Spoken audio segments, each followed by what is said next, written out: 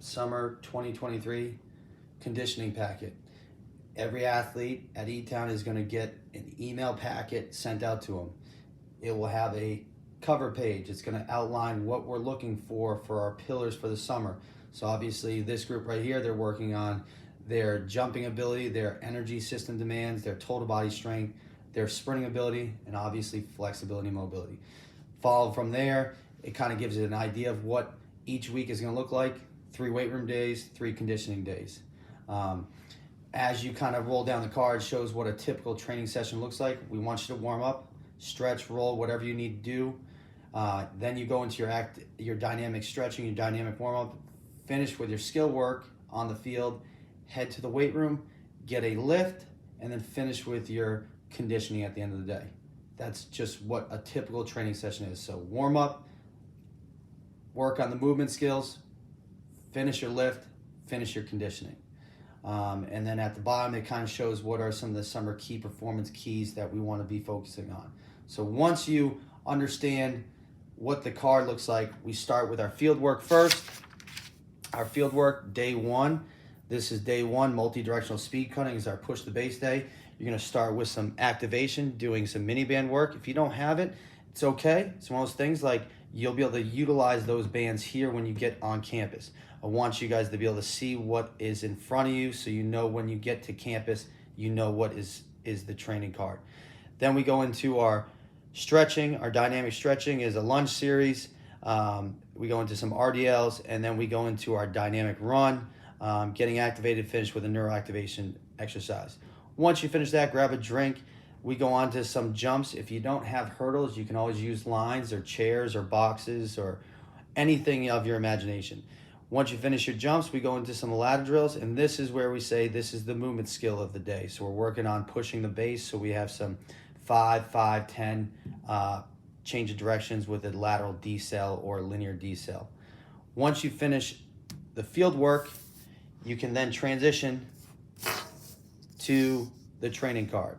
The way the training card is read, name goes up in the top. This is day 1, day 2, day 3. And there's weeks 1 through 4, weeks 1 through 4, weeks 1 through 4. Week 1 should be learning. Week 2, you're pushing it. Week 3, you're maximizing it. Week 4, it's called a deload week. So that means we're not trying to elicit any more stress to the body. We're just trying to keep the engine going. So we're not trying to PR on week 4. We're trying to PR on week 3. Go after week 3, cut it back down on week 4. So once we understand how the card's set up, we start with our first thing is our power exercise. This card right here, they have dumbbell counter movement jumps. You have 3 sets of 6. All right, with those 3 sets of 6, the X stands for our tempo. It's an explosive movement, so there's no tempo to it. It's just load fast, explode fast. Once you finish your 3 sets of 6, record your weights in the empty boxes. Then you transition to the strength block. The strength block has 2 exercises in it.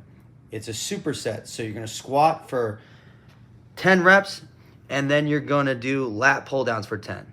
And then back to squat for set 2, lat pull downs for set 2. Back to squats for set 3, lat pull down for set 3. Finish set 4 of squats, finish set 4 of lat pull downs, and you're done with that section. Then we go on to our core accessory work. Core accessory work is just a 3 exercise mini circuit. So you do set 1, 1, 1, 2, 2, 2, 3, 3, 3, and then the training card is completed for the weight room aspect. We always want to have you guys record your RPE scale, which is at the bottom here.